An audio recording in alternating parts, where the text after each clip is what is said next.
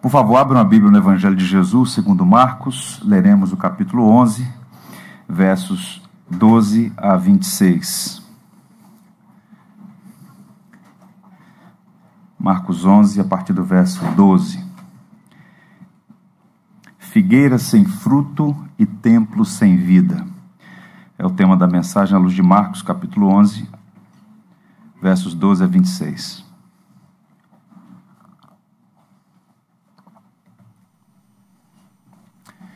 Diz assim a palavra do Senhor. No dia seguinte, quando saíram de Betânia, teve fome. E vendo de longe uma figueira com folhas, foi ver se nela, porventura, acharia alguma coisa. Aproximando-se dela, nada achou, senão folhas, porque não era tempo de figos. Então lhe disse Jesus: Nunca jamais coma alguém fruto de ti. E seus discípulos ouviram isto, e foram para Jerusalém. Entrando ele no templo, passou a expulsar os que ali vendiam e compravam, derribou as mesas dos cambistas e as cadeiras dos que vendiam pombas. Não permitia que alguém conduzisse qualquer utensílio pelo templo. Também os ensinava e dizia: Não está escrito, a minha casa será chamada casa de oração para todas as nações? Vós, porém, a tendes transformado em covil de salteadores. E os principais sacerdotes e escribas ouviam estas coisas e procuravam um modo de lhe tirar a vida, pois o temiam, porque toda a multidão se maravilhava de sua doutrina. E vindo à tarde, saíram da cidade. E passando eles pela manhã, viram que a figueira secara desde a raiz. Então Pedro lembrou-se, falou: Mestre, eis que a figueira que amaldiçoaste secou. Ao que Jesus lhe disse: Tende fé em Deus, porque em verdade vos afirmo que se alguém disser a este monte: Ergue-te e lança-te no mar, e não duvidar no seu coração, mas crê que se fará o que diz, assim será com ele. Por isso vos digo que tudo quanto em oração pedirdes, crendo e recebestes, e será assim convosco. E quando estiverdes orando, se tendes alguma coisa contra alguém, perdoai, para que vosso Pai Celestial vos perdoe as vossas ofensas. Mas se não perdoardes, também vosso Pai Celestial não vos perdoará as vossas ofensas. Que o Senhor nos abençoe. Essa passagem apresenta uma visão de Jesus nem um pouco convencional. Vocês vão de convir que é estranho ver Jesus amaldiçoando uma árvore, em seguida derribando as mesas dos cambistas e chutando as cadeiras no templo. Não é estranha essa imagem? João acrescenta que ele fez tudo isso com um chicote nas mãos. É uma cena nada convencional.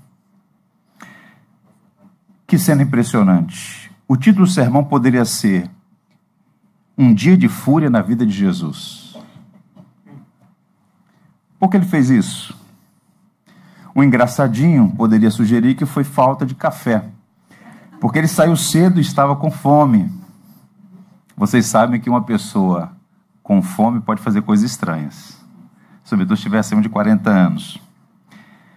Antes que os irmãos me removam do púlpito por esses gracejos, eu quero lembrá-los que essa passagem ela exige de nós um cuidado muito grande, uma atenção, porque é um texto difícil e que precisa ser examinado à luz do seu contexto e em diálogo com a rica tradição da igreja. Nós não somos os primeiros a ler, a estudar essa passagem da Escritura. É necessário fazer uma apresentação do contexto, sem o qual o texto fica solto e completamente à deriva de interpretações equivocadas. Sobretudo a parte final dele tem sido alvo de muitas distorções para endossar a chamada teologia da prosperidade, usando aqueles versos últimos que eu acabei de ler. Qual o ponto aqui? O Evangelho de Marcos ele tem uma dinâmica muito singular. Dos 4 evangelhos, ele é o evangelho mais dinâmico. Marcos está escrevendo para uma audiência romana, e os romanos são práticos, são homens de ação. Então Marcos trabalha compartilhando o ministério de Jesus Cristo num ritmo que é de tirar o fôlego. Basta observar, por exemplo, que em todo o livro, são 16 capítulos, só há 4 parábolas. Em contrapartida, 18 milagres. Marcos está trabalhando com a ação, com as palavras, obviamente, mas com as ações de Jesus, carregando por trás de cada uma dessas ações e milagres uma mensagem. A condenação da figueira sem frutos, o texto que nós acabamos de ler, é o último dos milagres antes da cruz. E Marcos conecta esse milagre, que é um milagre destrutivo, ele está amaldiçoando uma árvore, mas ao mesmo tempo, essa ação de Jesus carrega uma mensagem, ela é didática, ela está apontando para algo mais profundo, o templo sem vida, a religião estéril de Israel. Então vejam, Jesus começa essa semana da paixão com 3 atos simbólicos. Nós já examinamos o primeiro, capítulo 11, o início fala do domingo em que Jesus entra em Jerusalém. Esse Jesus entrando em Jerusalém, montado no jumentinho, é um ato simbólico. Vejam, essa estranha imagem de um rei montado em um jumentinho não se encaixava nas categorias que o mundo tem de um triunfo romano, por exemplo.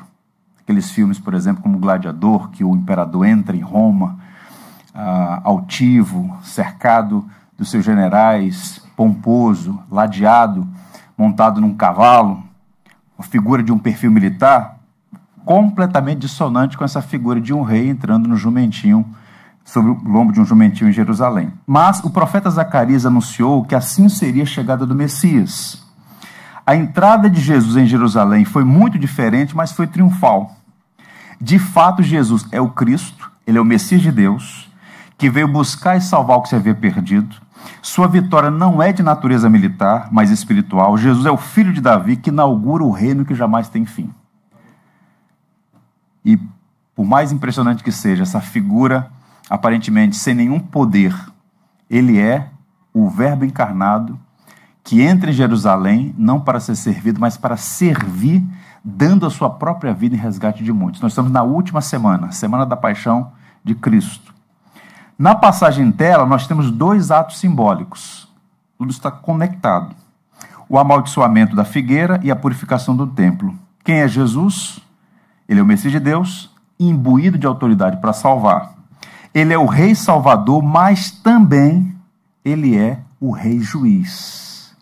Uma coisa muito importante na vida cristã é nós nunca dosarmos as coisas de forma equivocada. Tem que ter equilíbrio. Os atributos de Deus estão sempre em equilíbrio. Ele é Salvador e ele é Juiz. Interessante isso. E a passagem, o foco é essencialmente uma mensagem de condenação.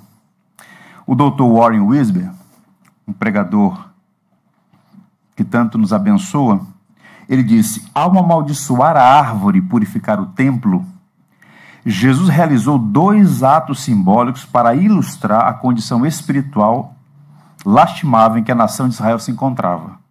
Apesar de seus muitos privilégios e oportunidades, por fora Israel não dava frutos, a árvore, e por dentro estava corrompida, o templo.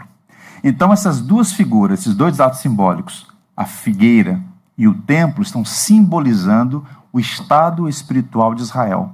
O rei chegou, o Messias veio, mas o povo judeu majoritariamente o rejeitou. E não há condenação mais terrível do que esta. Veio para os seus, mas os seus não o receberam. Então essa é uma mensagem dura e que de alguma maneira reverbera pelos séculos e tem algo a nos ensinar hoje. Essa é uma exortação solene a todos nós. A repreensão de Jesus, repito, reverbera através dos séculos, nos alcança hoje, porque tal como Israel, somos um povo de muitos privilégios e muitas oportunidades, mas por vezes incorremos em erros graves e condenáveis. William Barclay disse que essa passagem é uma condenação da profissão de fé sem prática. O cristianismo nominal, o aparente ser crente, a aparência de piedade, é um mal permanente. E a quantidade de pessoas que frequentam as igrejas nessa condição é impressionante. Portanto, é uma exortação solene a nós todos. Não é por acaso que essa passagem está aqui, ou não está aqui apenas para nós olharmos dizendo como Israel falhou com o Senhor. A igreja, em alguma medida, ela é enquadrada aqui também. No Evangelho de Jesus Cristo não há espaço para um cristianismo murista, isentão, meio barro, meio tijolo, nem quente, nem frio. Professar fé em Jesus Cristo é algo muito sério e deve vir acompanhado de uma vida transformada. João, o apóstolo, escreveu: aquele que diz estar nele deve andar como ele andou. Ou seja, a profissão de fé, aquilo que você afirma crer, tem que ser autenticado pela maneira como você vive. Jesus Cristo exige de nós autenticidade, verdade, sinceridade. E no caso de Israel, por algumas razões, havia muita formalidade, muito apego às tradições, mas no fundo, como o próprio Isaías disse, Cristo replicou: este povo me honra com os lábios, mas o coração está distante de mim. Tanto é que quando o Messias veio, Israel o rejeitou. Impressionante isso, mas é o que acontece. Portanto, vamos meditar nesse texto e receber instrução para a nossa edificação. A estrutura do texto é muito interessante porque Marcos projeta uma estrutura que tecnicamente é chamada de sanduíche marcano. Ele tem o A, que é a figueira, ele encaixa a purificação do templo e ao final tem a figueira condenada. Mas o coração ali é o templo, sem vida. A figueira é apenas um símbolo da religião de Israel, morta, sem vida, seca desde a raiz. Vejamos então esses dois blocos: a maldição da figueira e o templo sem vida. Observe os versos 12 a 14. O que é que nós temos aqui? Uma espécie de introdução a esses atos simbólicos. Jesus entrou em Jerusalém no domingo, ele passou a noite em Betânia e voltou a Jerusalém na segunda-feira. Então a figueira é amaldiçoada na segunda-feira da Semana da Paixão. E essa dinâmica é muito interessante, porque diz o texto que Jesus teve fome. Os judeus, naqueles dias, costumavam fazer 2 refeições por dia. A primeira, entre 9 e 10 da manhã, e a segunda, no meio da tarde, para o início da noite. Então, muito provavelmente, Jesus saiu muito cedo de casa e, em algum momento, entre Betânia e Jerusalém, ele teve fome. E ele buscou alimentar-se do fruto da figueira, do figo, e encontrou ali nada senão folhas. Isso de imediato aponta para nós um dos elementos bem centrais na fé cristã, que é a encarnação do Verbo. Quem é Jesus? Na linguagem de João, ele é o Verbo. No princípio, o Verbo estava com Deus, o Verbo era Deus. Jesus Cristo é divino, ele é plenamente divino. E na plenitude dos tempos, ele se fez homem, veio a este mundo e se tornou um como nós. O autor de Hebreus diz que ele é igual a nós em tudo, exceto em pecado. E é impressionante isso. Jesus Cristo teve fome. Ou seja, sendo Deus, ele não se apega às prerrogativas divinas, torna-se humano, servo de pecadores, sujeitando-se voluntariamente ao que os teólogos chamam de estado de humilhação, por amor a nós. Isso é constrangedor. O ser através do qual tudo foi criado, sem ele nada do que foi feito se fez, tendo necessidade. Ele teve fome. O John Riley, comentando essa passagem com muita piedade, diz assim: aquele que é o Deus eterno, aquele que criou o mundo e tudo que nele há, aquele de cujas mãos saíram os frutos da terra, os peixes do mar, as aves do firmamento e as feras do campo, sim, ele permitiu-se padecer fome quando veio este mundo, a fim de salvar pecadores. Isso é um grande mistério. Bondade e amor desse tipo excede entendimento humano. Jesus Cristo teve fome, revelando, portanto, a sua humanidade. Agora, numa cultura como a nossa, em que amor é uma abstração,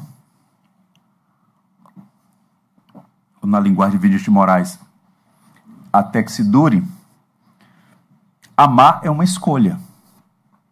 E a marca do verdadeiro amor é a disposição para fazer sacrifícios em favor da pessoa amada. Nós fomos amados por Jesus. E a prova de que ele nos ama, a prova máxima é a cruz, o sacrifício perfeito no Calvário. Mas todo o processo da encarnação até a morte é um sinal evidente do quanto ele nos ama, apesar de nós. Ele assumiu a natureza humana e isso é um estado de humilhação. O Criador do mundo padecendo necessidade. Na linguagem de Santo Agostinho, o pão teve fome, a fonte teve sede. Isso é sempre bom lembrar, porque é um sinal do quanto Ele nos ama e quanto Ele é digno da nossa vida, da nossa devoção, dos nossos afetos, porque jamais houve nem jamais haverá alguém que nos ame tão intensamente quanto o Senhor Jesus Cristo. Agora vejam, ele se aproxima da figueira, na expectativa de encontrar figos, um fruto para comer, mas nada achou senão folhas. E Marco adiciona uma nota: não era tempo de figos. Vejam, a figueira era uma das árvores frutíferas mais comuns em Israel. Havia 2 safras de figos. Os primeiros figos eram menores e menos saborosos, chamados de pagim. Eram colhidos entre maio e junho e nasciam dos brotos da safra anterior, do ano anterior. Os figos grandes, saborosos, apareciam entre agosto e outubro. Tendo isso em vista, e tendo em vista que o episódio acontece na Páscoa, abril, obviamente que não haveria ali figo. Tanto é que Marco diz, não era tempo de figo. Mas Jesus conhecia a cultura, ele conhecia a realidade. Qual era o ponto aqui? Geralmente, os primeiros figos, que não eram tão saborosos, que era fruto dos brotos anteriores, eles apareciam junto com a folhagem. E se você observar o texto, vai dizer assim, e vendo de longe, viu uma árvore. Ou seja, aquela árvore, ela tinha uma folhagem viçosa, ela atraía o olhar de Jesus. Então, como as folhagens surgiam junto com esses primeiros figos, embora não fosse tempo de figo, quem sabe haveria ali figo. E quando ele se aproxima, nada encontrou senão folhas. E aí Jesus então pronuncia uma palavra de maldição, verso 14. Então lhe disse Jesus, nunca jamais coma alguém fruto de ti. E os seus discípulos ouviram. 2 perguntas. Se não era tempo de figos, embora a folhagem viçosa sugerisse eventualmente ter ali algum figo, um paguim, por que Jesus amaldiçoou a figueira por aquilo que ela não era capaz de fazer? Essa é uma pergunta honesta. Não seria isso uma evidência contra o caráter de Jesus?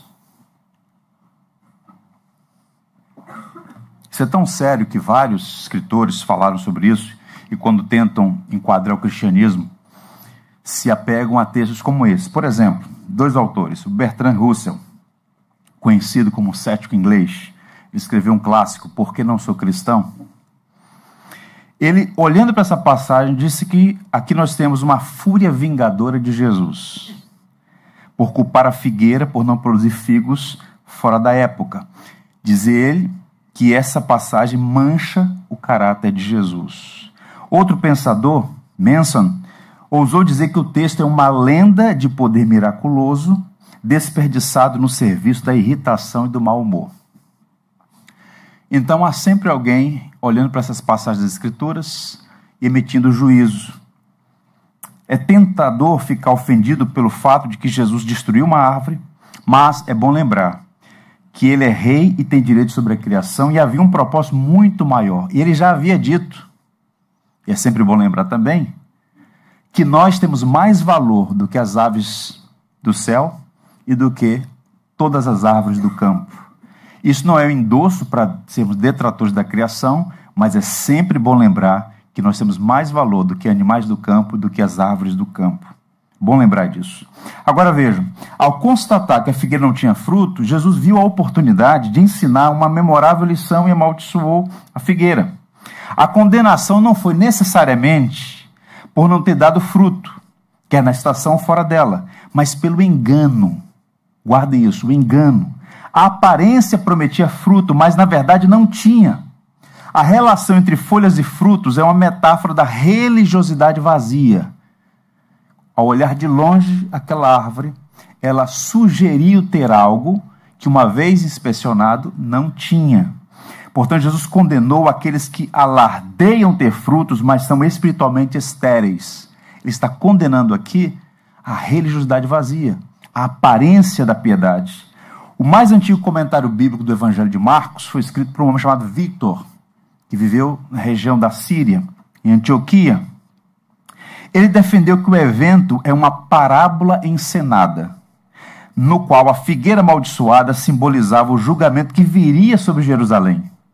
Nós estamos, é bom lembrar, há alguns anos da completa destruição de Jerusalém. O que Jesus está fazendo com essa figueira é um prelúdio do que vai acontecer. Lembra que ele vai dizer mais um pouco à frente, no capítulo 13. Os discípulos impressionados com o templo, mestre, que construção. Eles, não ficará pedra sobre pedra. O juízo está vindo. Portanto, o ponto aqui não é simplesmente a árvore sem fruto, mas um templo sem vida, uma religião sem virtude e uma fé sem obras. Vejam, irmãos, como a Bíblia é atual e como a sua mensagem nos alcança hoje. Continua sendo um dos principais problemas da religião hoje. A ênfase dessa passagem é um ato simbólico. Marcos está dizendo a seus leitores que Jesus não amaldiçoou a figueira porque era irremediavelmente estéril.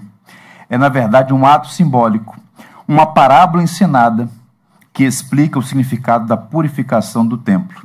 Tanto é que no dia seguinte, depois dos eventos, depois da visita ao templo, ao passar pelo mesmo local, Pedro viu que a figueira amaldiçoada por Jesus havia secado e ficou espantado. Para espantar Pedro deve ser forte mesmo, né? Nos versos 20 a 21 nós encontramos o espanto de Pedro. Já é terça-feira.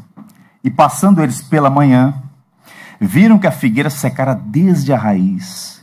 Então Pedro, lembrando-se, falou: mestre, eis que a figueira que amaldiçoaste secou. O que nós podemos aprender numa manhã como essa, primeiro domingo de abril de 2025? Quero destacar duas lições.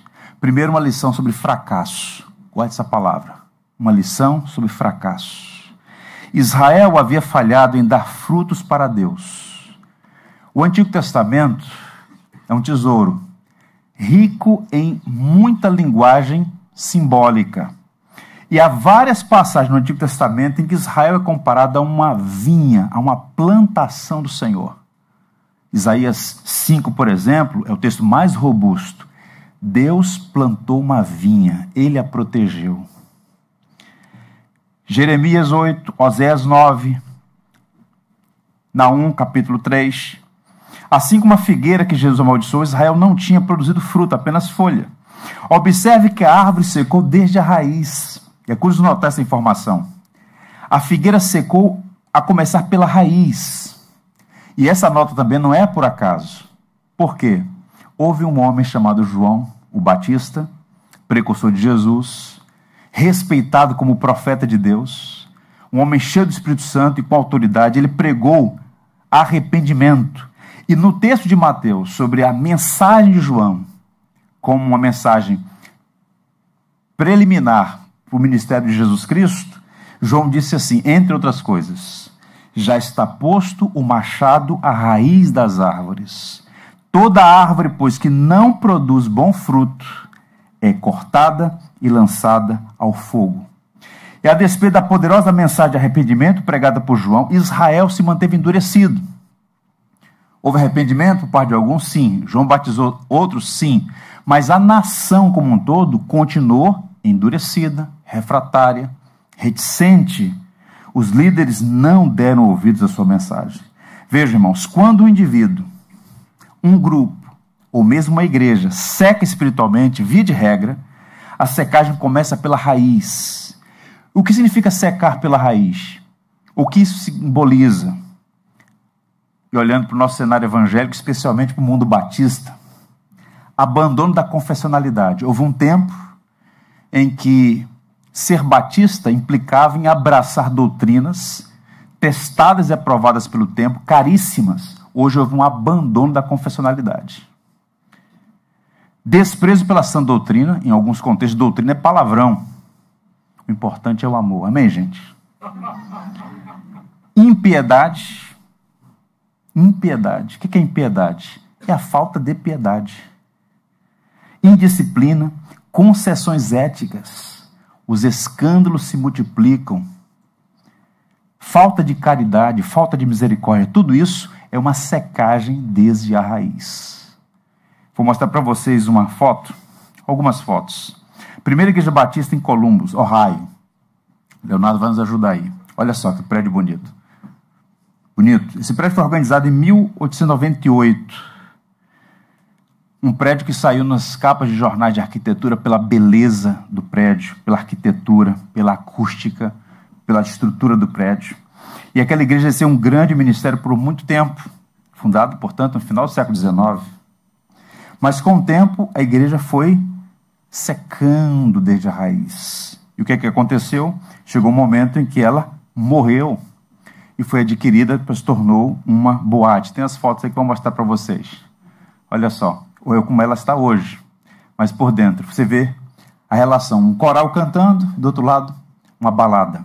Isso é uma igreja. Isso é um retrato 3x4 do que está acontecendo em vários lugares do mundo. Nos Estados Unidos, especialmente a parte norte, na Europa, já há muitas décadas. E esse fenômeno é interessante, porque revela o perigo da figueira murcha, o perigo da figueira sem fruto. E há uma questão importante. Igrejas mortas estão mortas por algum motivo. E essa passagem de Jesus não é apenas uma condenação do Israel que negou o Messias, mas ela se aplica e ela alcança muitos que professam a fé, mas vivem na contramão da sua profissão de fé. É a chamada parábola da igreja do século XXI. Eu diria aos irmãos, indivíduos e comunidades inteiras podem estar morrendo enquanto aparentam estar saudáveis. Existe muito engano. Parece ter vida, mas estão espiritualmente mortas. Eu diria, irmãos, há muitas igrejas no Brasil que vivem de aparência. Há muitas folhas, mas não tem fruto. Quem fez esse diagnóstico foi o próprio Cristo. Aparência é o que está sendo condenado aqui. Uma árvore com a folhagem viçosa, mas não tem fruto. Olha o que Jesus diz na carta à igreja em Sardes, Apocalipse 3, versos 1 a 2. Ao anjo da igreja em Sardes escreve: conheço as tuas obras, que tens o nome de que vives e estás morto. Sê vigilante, consolida o resto que estava para morrer, porque não tenho achado íntegras as tuas obras na presença do meu Deus. Palavra dura. Tens a aparência de que vives, mas estás morto. Isso é pesado, mas é uma realidade. Jesus tem o direito de esperar frutos em nossa vida. Ele nos deu vida para que possamos produzir frutos para a glória do seu nome.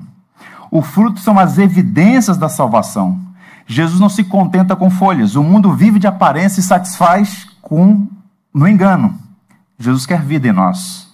Jesus não se deixa enganar. Ele conhece a nossa vida e o seu julgamento é justo. Ele vê o nosso coração. E a pergunta que nós devemos fazer é a seguinte: se nós temos frutos que dão autenticidade à nossa fé, se nós carregamos as marcas distintivas do novo nascimento, porque pior do que rejeitar abertamente o evangelho é viver no auto-engano. Por isso o apóstolo Paulo, nas suas cartas, de tempos em tempos, ele lembra aos seus leitores para verificar a si mesmos, para examinar a si mesmos, para que não tomem a graça de Deus em vão. Há uma passagem na carta aos Romanos, no capítulo 11, que diz assim: se a raiz é santa, os ramos também o serão. Ou seja, se o novo nascimento é autêntico, os frutos virão. A boca fala do que o coração está cheio. Não é assim? A gente reflete o caráter de Deus, nosso Pai. Ou não. A gente precisa pensar sobre isso. Então, a primeira lição que esse texto nos apresenta é uma mensagem dura. É sobre fracasso. Israel fracassou. E há muitas igrejas fracassando. E há muitas pessoas fracassando, porque estão no auto-engano. Uma segunda lição, uma lição sobre fé. Na manhã seguinte, os discípulos constataram que a figueira estava morta. Qual foi a resposta dos discípulos, de Jesus aos discípulos? Tende fé em Deus. Fé em Deus. Uma nação inteira tinha perdido a fé nos labirintos da religiosidade. Eles precisavam confiar no Senhor, mas optaram por seguir seus próprios caminhos, ainda que com bom verniz de piedade, por trás da estrutura religiosa, especialmente o templo. Isso é muito comum. Passar verniz de piedade e mascarar a realidade. Ter fé é confiar em Deus e viver na dependência dele. Esse é o ponto básico do que é fé. O que significa fé? Fé não é um salto no escuro, isso é magia. Fé é fundamentalmente confiança em Deus. E Deus revela a sua vontade de forma explícita e inequívoca na sua palavra. Confiar em Deus é confiar na sua palavra. Jesus complementa essa exigência, tem de fé em Deus, falando sobre a oração. Observem. Porque em verdade vos afirmo que se alguém disser a este monte, ergue-te e lança-te no mar, e não duvidar no seu coração, mas crê que assim o fará, assim será com ele. Então Jesus está trabalhando aqui uma estrutura interessante. Agora vejam, na cultura judaica, no ideário popular israelita, o monte representa o que há de mais rígido e inalterado. Um problema inamovível.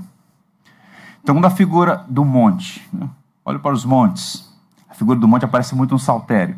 É a ideia de algo inalterável, inamovível, que não se deixa perturbar por circunstância. É um problema que não se pode mudar. Pois bem, uma tempestade pode varrer uma cidade do mapa. Vocês viram agora esse alerta de chuva no Rio de Janeiro, todo mundo vai ficar tenso. A gente vive numa grande metrópole e nós já sabemos os problemas de um país tropical com pouca estrutura quando tem uma chuva forte. Você vai para a região serrana, estraga, a gente morre. Uma chuva, uma ventania, uma tempestade, pode deixar um estrago, um rastro de destruição. Agora, uma montanha, ela não está nem aí para um vento forte, para uma chuva torrencial. As montanhas permanecem rígidas, firmes, inabaláveis. Qual o ponto aqui? É bem verdade que a engenharia avançou bastante. E ela é capaz de devastar monte e transportar seus escombros. Eu estava pensando, por exemplo, no aterro do Flamengo, no aeroporto Santos Dumont. É bonito andar por ali, passear, descer no Santos Dumont. Um dia eu recebi um americano e falou, a sensação que eu estava descendo no porta-aviões. Não sabia que era um aeroporto. Porque é tão curta a pista no meio do mar. Mas vejam, o Parque do Flamengo, o Santos Dumont, foram aterrados com os destroços de dois montes, dois morros. O Morro do Castelo e o Morro de Santo Antônio. Uma obra de engenharia que demorou muito tempo para ficar pronta, mas ficou lá. Agora vejam, na linguagem do monte sendo erguido e lançado ao mar, é um recurso didático para realçar uma verdade. Jesus não está incentivando a prática de uma oração que literalmente tem a capacidade de mover uma montanha de lugar. Isso não vai acontecer. Isso aqui é uma linguagem figurada. Jesus não está propondo magia ou ilusionismo. Sua palavra é sobre confiança em Deus, mesmo nas coisas mais difíceis da vida e até mesmo diante de um problema aparentemente insolúvel.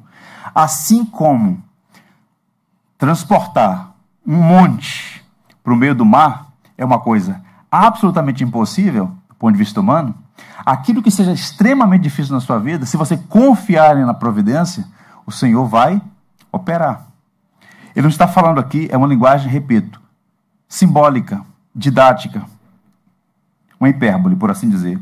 Era costume entre os mestres judaicos da época usar essa expressão, remover montes, porque o monte representa algo insuperável, intransponível.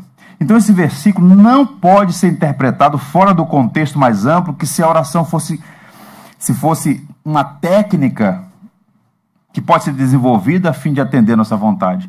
Tem muitos gurus espirituais que sugerem que a oração é uma técnica que, se você aprender, você pode manipular a Deus. Não é? Isso é um erro grave. Essa passagem não é um cheque em branco, do tipo assim, se orarem o suficiente, se crerem de verdade, Deus está obrigado a respondê-los e fazer o impossível. Lembra os irmãos, fé não é presunção, fé não é prepotência, fé é confiança em Deus. E um critério para examinar a Bíblia de forma segura e honesta, A Bíblia é a melhor intérprete da Bíblia. A boa hermenêutica é quando você lê o todo e não o particular apenas. Nunca é saudável fazer teologia baseada num verso. Qual é o verso que governa a oração cristã? 1 João 5,14. E esta é a confiança que temos para com Ele, que se pedirmos alguma coisa segundo a sua vontade, Ele nos ouve. A oração, ela é acolhida pelos méritos de Cristo, ela é atendida de acordo com um propósito maior. Então esse versículo, Jesus está falando sobre confiança em Deus. Não é um cheque em branco para absurdos e excentricidades. Na parte final do texto, ele entra no tema do perdão. Veja o verso 25. E quando estiverdes orando, se tendes alguma coisa contra alguém, perdoai, para que o vosso Pai Celestial vos perdoe as vossas ofensas. Vocês conseguem enxergar a sequência? Fé, oração e perdão. No final de um tema tão denso, amaldiçoando figueira, ele tratou aí a purificação do templo, já vamos passar para essa parte. Por que ele introduz essa temática? Fé, oração e perdão. Guardem isso. A verdadeira fé, a confiança em Deus, implica em comunhão com Deus, por meio da oração. Então essa dimensão vertical da espiritualidade terá implicações horizontais. Vida com Deus é a base para o exercício da misericórdia e do perdão. Sem isso não é possível. Então Jesus está dizendo, essa figueira foi amaldiçoada porque ela tinha folha, mas não tinha fruto. Isso é Israel. Aparência, mas sem consistência, não tem textura. Muitos estão assim. Tem aparência, mas não tem consistência. Um dos sinais de que a sua fé é autêntica, sua confissão de fé está em harmonia com a realidade, é que você tem confiança em Deus.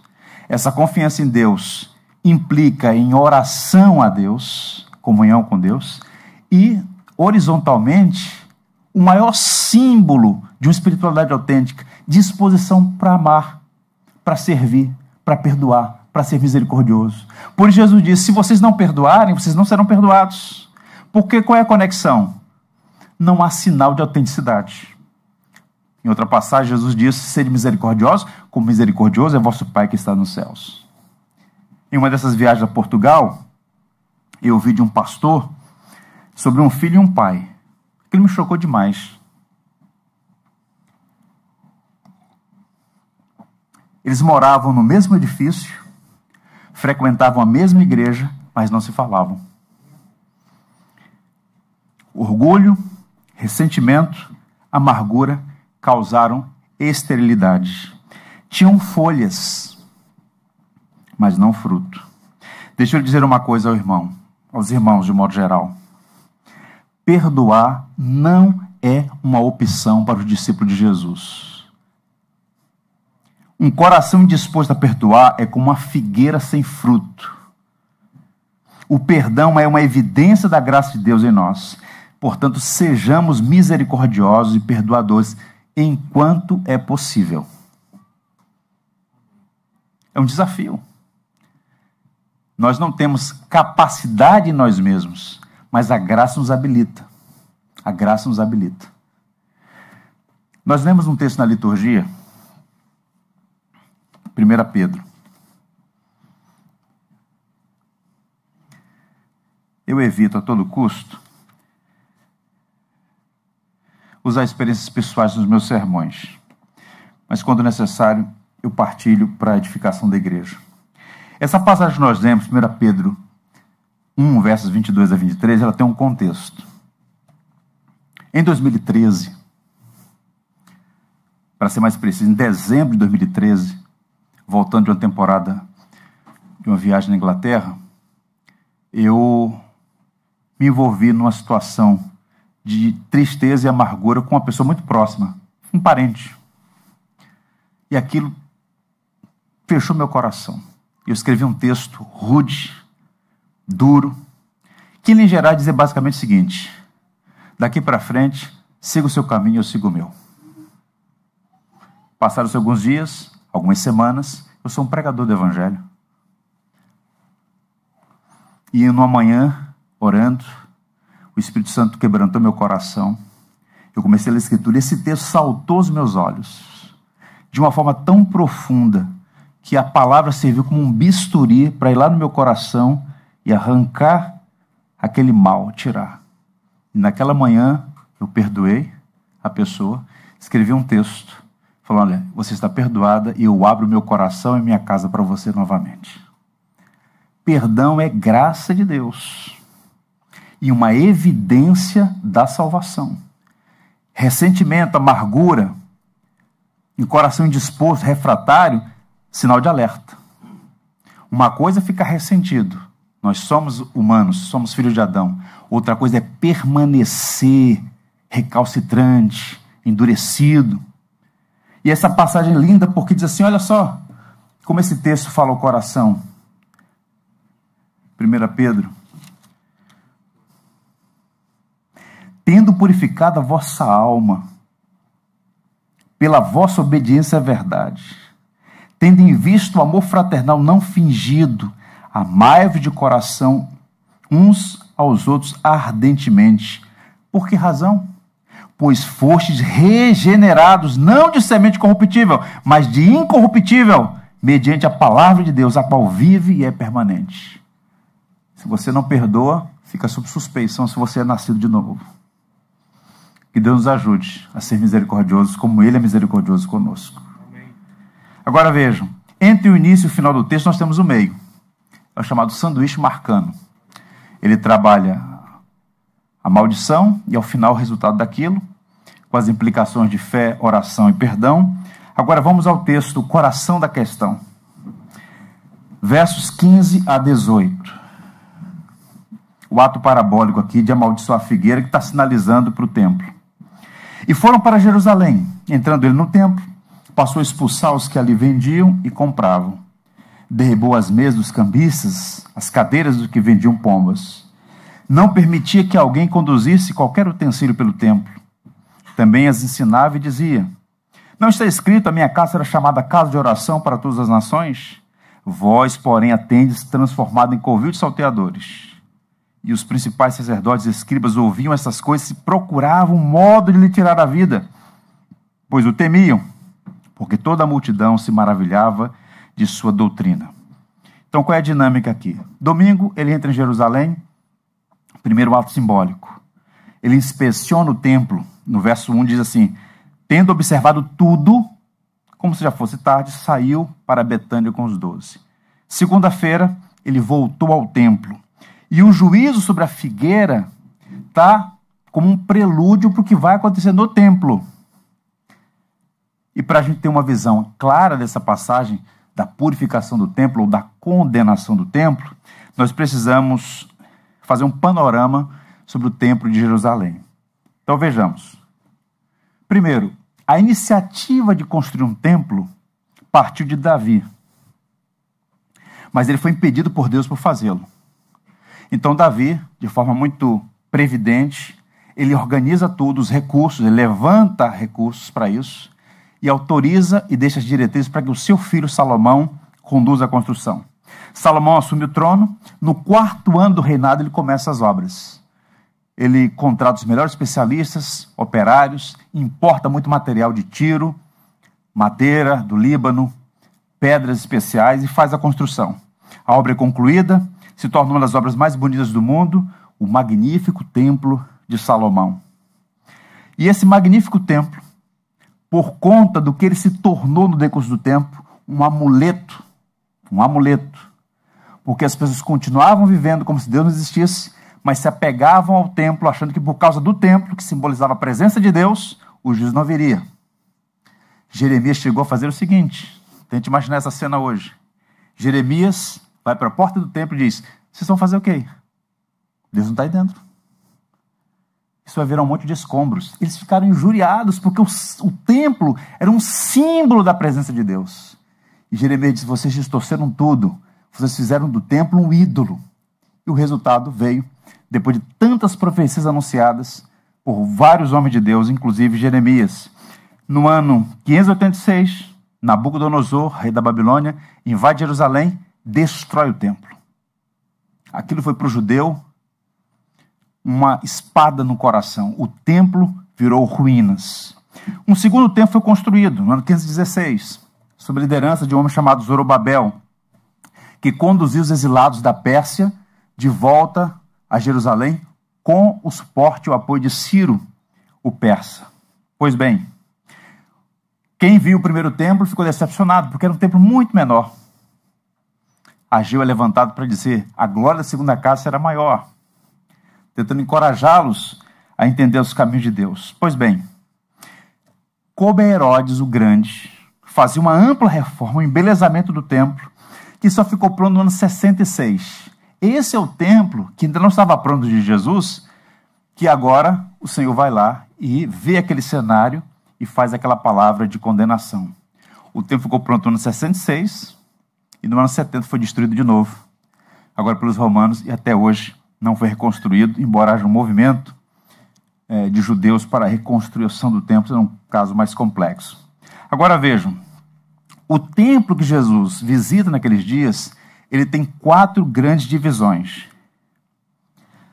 O primeiro, e o de maior valor simbólico, é o santo lugar, e especialmente o Santo dos Santos. Ultra restrito, dedicado ao serviço religioso. Havia o pátio de Israel, que era exclusivo para os homens circuncidados, homens judeus circuncidados.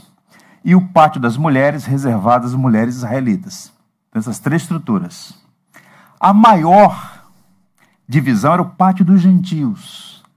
Um quadrilátero a céu aberto. Agora vejam, 157 mil metros quadrados. Você tem noção do que é isso? 450 metros de comprimento por 300 metros de largura. No acesso havia um grande pórtico, apoiado por fileiras de colunas de 10 metros de altura. Joséfo diz que para abraçar essas colunas eram necessários 3 homens. A espessura, diâmetro delas. No topo, capitéis de coríntios e todo trabalhado em madeira, ornamentado com madeira. É nessa área em que estava acontecendo já há algum tempo um mercado. O volume de sacrifício era tão grande, tão intenso, que havia ali um mercado de venda de animais para os sacrifícios e da troca de moedas, o câmbio para a compra desses animais e o imposto no templo. Joséfo diz no seu livro Guerra que no ano 66, no ano em que o templo foi inaugurado oficialmente, foram sacrificadas 255.600 ovelhas. Só para você entender o fluxo durante a Páscoa, o fluxo de sacrifício de gente comprando e vendendo animais para o sacrifício. Inicialmente, o comércio de animais era feito fora do templo. Fora daquela região, a pessoa já entrava com um animal para oferecer, entregar ao sacerdote. Com o passar do tempo, esse sacrifício começou a acontecer, essa venda, no espaço do pátio dos gentios. E é essa crítica que Jesus Cristo vai fazer. Uma parte essencial da adoração realizada no templo era o oferecimento de sacrifícios e a arrecadação do imposto do templo. Por lei, todo homem judeu, acima de 21 anos de idade, tinha que pagar o imposto anual. O pátio dos gentios tornou, portanto, uma sala, por assim dizer, que 2 coisas aconteciam. O câmbio, porque o judeu não aceitava a moeda romana, a moeda grega, só a moeda de Tiro, que era um ciclo de prata puro, sem imagens, mais próximo do ciclo hebraico. Então, o indivíduo vinha de várias partes do mundo, com a moeda vigente. Essa moeda não é aceita no templo, você tem que fazer a troca. Então, havia ali mesa de cambistas, havia um comércio ali. E também os sacrifícios, os animais tinham que ser perfeitos, e havia o certificado, ou o animal tinha que estar certificado para que pudesse ser apresentado. Portanto, a compra só podia ser efetuada com moedas de ciclo de Tiro. Os peregrinos precisavam trocar essa moeda romana por uma moeda autorizada para comprar os animais para o sacrifício. Esse trabalho era feito pelos cambistas, e esse episódio revela que, gradualmente, o templo foi transformado de casa de oração em covil de salteadores. Agora, tendo em vista esse pano de fundo, não fica mais claro o texto? O que é que está sendo dito aqui? Ele expulsa os que vendiam e compravam, ele derriba as mesas dos cambistas, ele joga no chão a cadeira que vendia as pombas, porque a pomba, por lei, era o animal mais barato destinado aos pobres. nem todo pobre poderia oferecer uma ovelha. Então, havia o sacrifício de pombas. Não permitia que alguém conduzisse qualquer utensílio no templo. E ele estava a dizer, ele cita 2 profetas, Jeremias e Isaías. A minha casa está sendo chamada casa de oração, mas a minha casa será chamada casa de oração para todas as nações, mas vocês transformaram em covil de salteadores. Em outras palavras, Jesus enquadrou todos eles, compradores e vendedores, inclusive os principais sacerdotes e agentes desse negócio. Havia um comércio ali e havia também a malandragem. Suborno, aditivos, taxas, regulamentação, essas coisas são antigas. Muito antigas.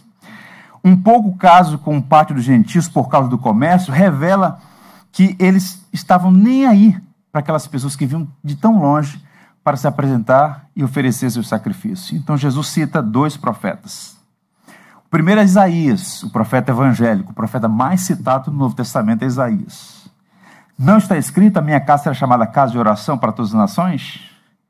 Tudo que Israel faz no templo está inserido, ou deveria estar inserido, no escopo maior.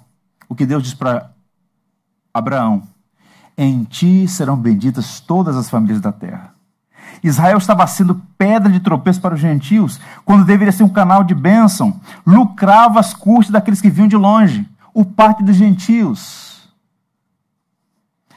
Jesus também citou Jeremias, o único profeta que se levantou e criticou o abuso do templo, e agora ele cita, dizendo assim: vocês têm transformado em covil de salteadores. Por que essa expressão?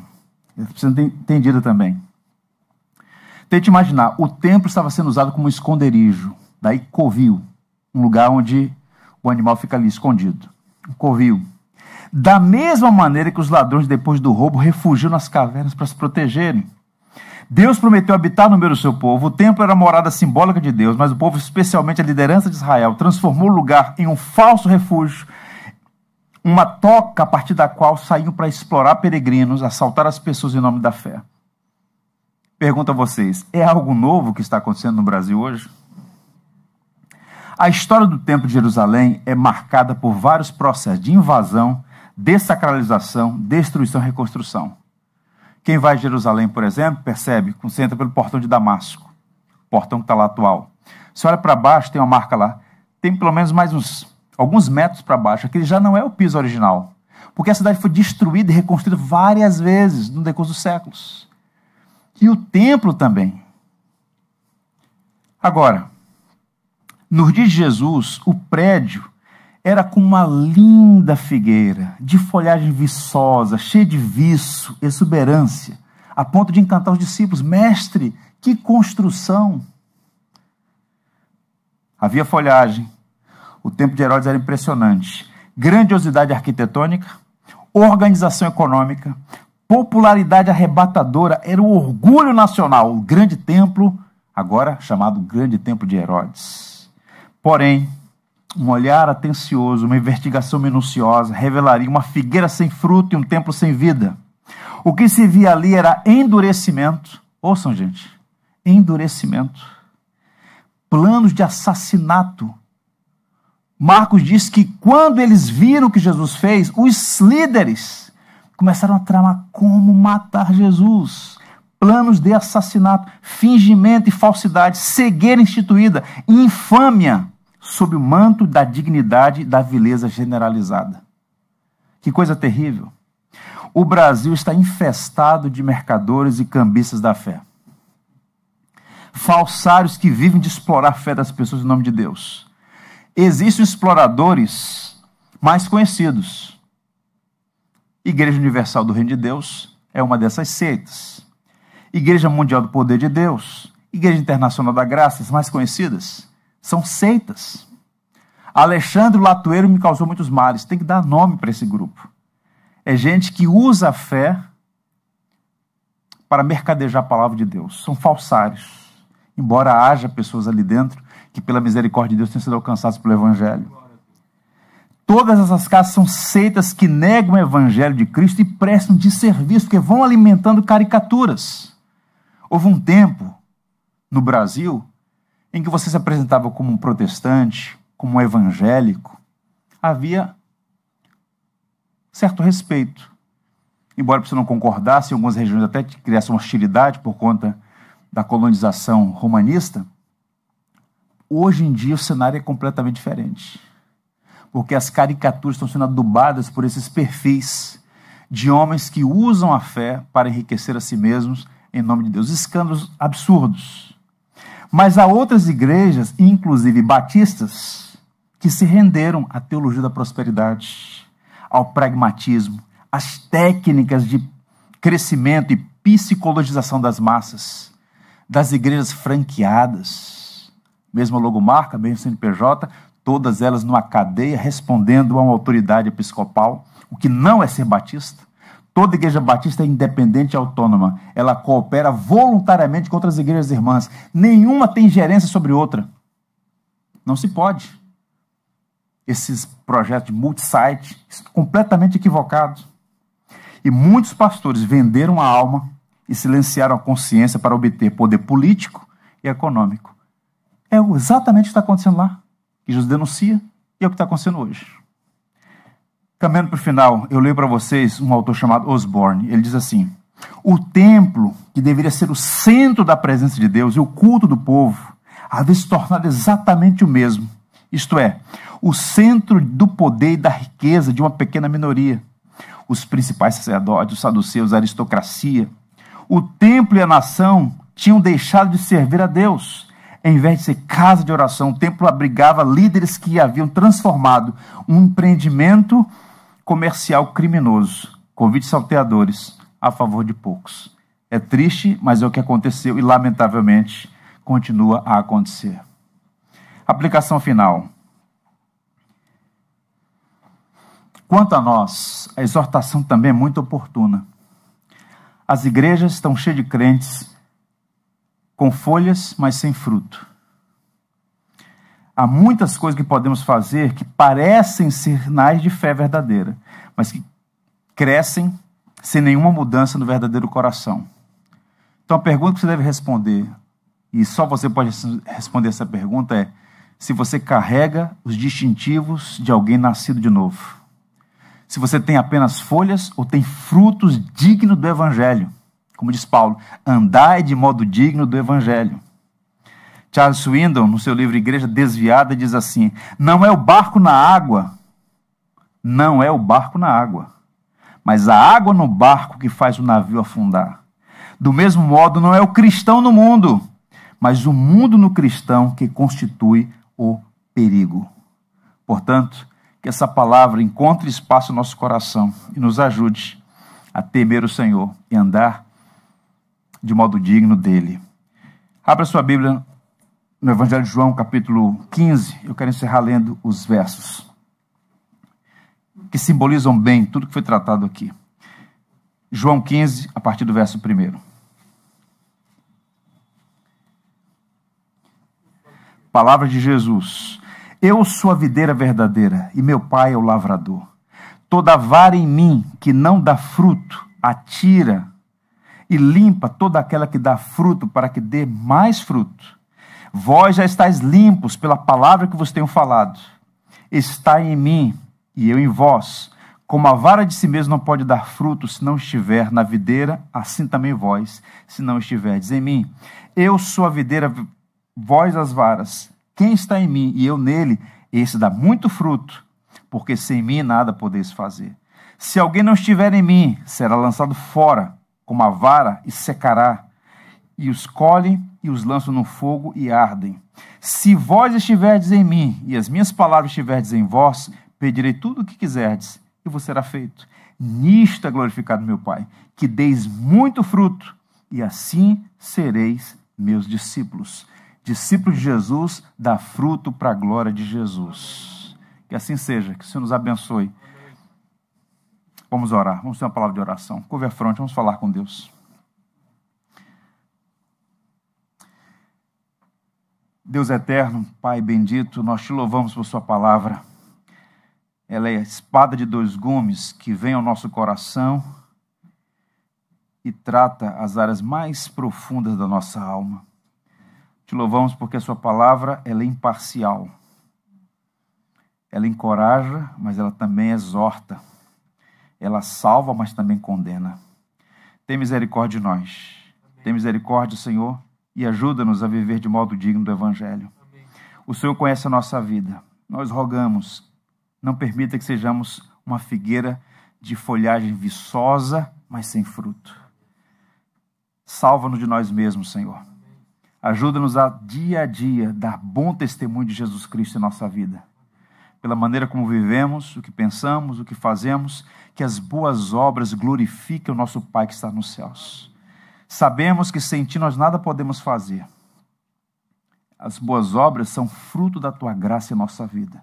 Portanto, ajuda-nos a crescer no conhecimento de Cristo e na graça dEle. Abençoa esta igreja, Senhor, para que ela se fortaleça em Jesus a cada dia. Abençoe a nossa membresia, Senhor. Santifica o nosso povo. Como disse Jesus, santifica-os na verdade, a Tua palavra é a verdade. Oramos pelo nosso país, a quem amamos, nosso extenso Brasil. Tem misericórdia desse país, Senhor. Daqueles que ludibriam as multidões, dos falsários em cada esquina, torcendo o evangelho por torpe ganância. Que o Senhor dê à igreja discernimento, sabedoria e aos verdadeiros pastores coragem para apacentar o rebanho e expulsar os lobos, para que a igreja possa marchar vitoriosamente, cumprindo a sua missão de ser luz do mundo e sal da terra. Oramos invocando a Tua graça, em nome do nosso Salvador Jesus. Amém e amém. Em pé, eu quero encorajá-los a cantar conosco um hino. É o hino 275 do Inário para o Culto Cristão. Eu descobri, pastor Euclides, que esse hino é de um homem chamado Irã Rolo Júnior. Ele foi composto em 1987, na Igreja Batista Aldeota, Fortaleza, Ceará. É um hino belíssimo, é uma oração. Nossa equipe vai se preparar para cantar. E o hino diz assim, talvez você já tenha ouvido, se não, acompanhe e cante conosco. Perdoa-me, Senhor, se eu não vivi para Te servir, se em meu agir o Teu amor também não refleti. Perdoa-me, Senhor, se em Teu caminho não seguir, se falhas cometi, a Tua doce voz não quis ouvir.